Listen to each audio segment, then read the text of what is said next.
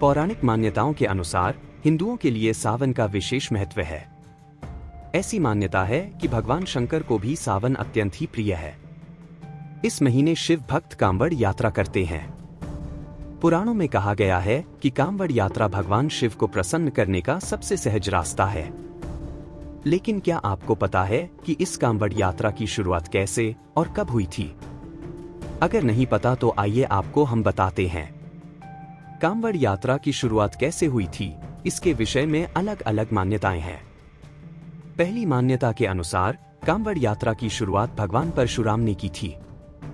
कहा जाता है कि भगवान परशुराम ने सावन माह में ही गढ़मुक्तेश्वर से जल भरकर उत्तर प्रदेश के बागपत लाए थे और वहां पूरा महादेव का जलाभिषेक किया और इसी के बाद से कांवड़ यात्रा की शुरुआत हुई। आज भी लोग गढ़मुक्तेश्वर से जल भरकर लाते हैं और उत्तर प्रदेश के बागपत में स्थित भगवान गढ़मुक्तेश्वर का जलाभिषेक करते हैं। भगवान गढ़मुक्तेश्वर को शंकर भगवान का ही रूप बताया जाता है। कांवड़ यात्रा के विषय में वहीं एक और मान्यता है। कहा जाता है कि भगवान राम पहले कांवड़िया थे। आनंद रामायण में इस बात का उल्लेख मिलता है कि सावन मास में ही भगवान राम ने बिहार के सुल्तानगंज से जल भरकर देवघर लाए थे।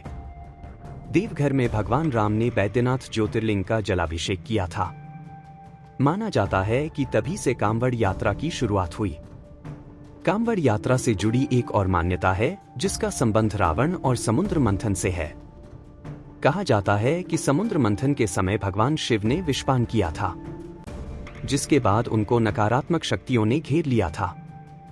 तब रावण ने महादेव का गंगा जल से जलाभिषेक किया, जिसके बाद महादेव नकारात्मक शक्तियों से मुक्त हो गए और तभी से कांवड़ यात्रा की शुरुआत हुई।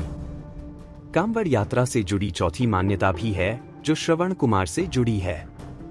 कुछ लोगों का मानना है कि त्रेता युग में श्रवण कुमार ने कांवड़ में बैठाकर अपने माता पिता को हरिद्वार गंगा स्नान करवाने ले गए थे और उधर से वापस आते समय उन्होंने अपने साथ गंगा जल भी लाया था। कहा जाता है कि तभी से कांवड़ यात्रा की शुरुआत हुई।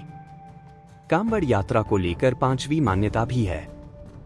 इस मान्यता का भी संबंध भगवान शिव के विषपान से ही है। कहा जाता है कि जब भगवान शिव ने विषपान किया तो उनके ऊपर इसका नकारात्मक प्रभाव पड़ने लगा। कहा जाता है कि इस प्रभाव को दूर करने के लिए सभी देवताओं ने सावन में ही भगवान शिव का गंगाजल से जलाभिषेक किया और तभी से कांवड़ यात्रा की शुरुआत हुई। अगर आपको भी ऐसी किसी मान्यता के विषय में जानते हैं तो कमेंट कर जरूर बताइएगा।